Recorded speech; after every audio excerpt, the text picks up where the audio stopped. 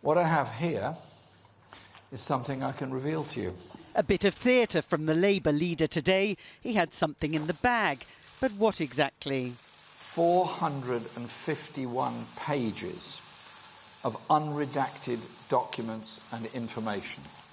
This was the evidence, he said, as a group of doctors drafted in for the occasion looked on, of secret talks with the US in which the NHS was on the table. When Johnson says, get Brexit done, it's a fraud on the British people. This is the reality.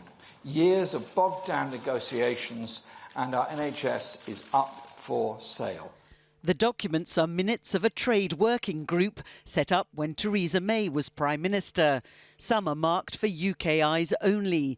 They reveal 6 rounds of negotiations about all aspects of trade.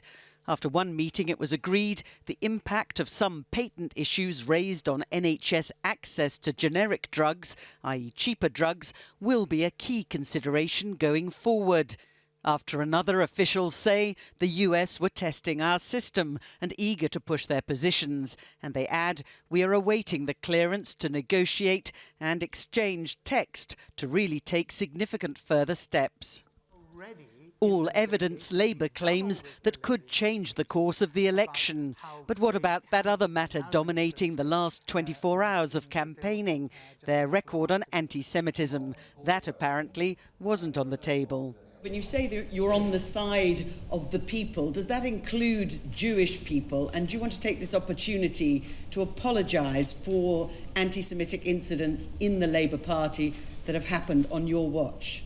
And Libby, do you have a question about the issue that we're actually discussing today, or was that just an opportune moment to get a dig in about something else? It's not a dig. You know, it's quite serious. It's very serious indeed. But we're here today to discuss the NHS and the trade deal. The Prime Minister dismissed Labour's revelations as nonsense, but one of his ministers speaking to Robert Peston on his programme tonight appeared to concede some preliminary discussions had taken place.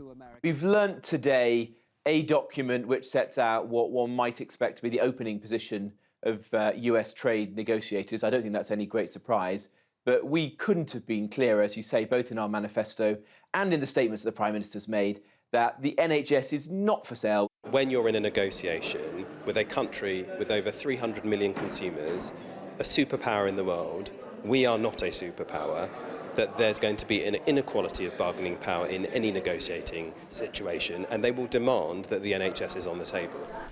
The doctors who today were handing out the documents unearthed by Labour were also worried this might be a sign of things to come after Brexit. Libby Vina, News at 10, Westminster.